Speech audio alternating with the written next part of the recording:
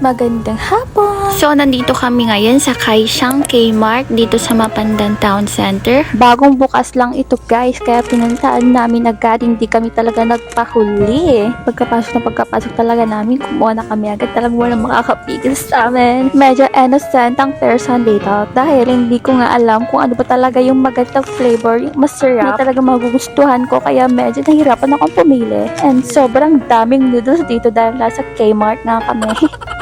Eto nga, kumuha na talaga kami ng seaweed and hindi talaga yung bibilin ko. Ito sana yung kukunin ko, kaso napag-isipan ko na hindi na muna yan. So ito na nga, nakapag-decide na kami. Ito na talaga yung kukunin namin. Ilang oras din kaming umikot-ikot dito, hindi talaga namin alam kung anong kukunin namin. So yun na nga, kumuha na kami ng ice. Kailangan pala munang bayaran sa may counter bago kumuha ng mga noodles. So syunga-syunga ako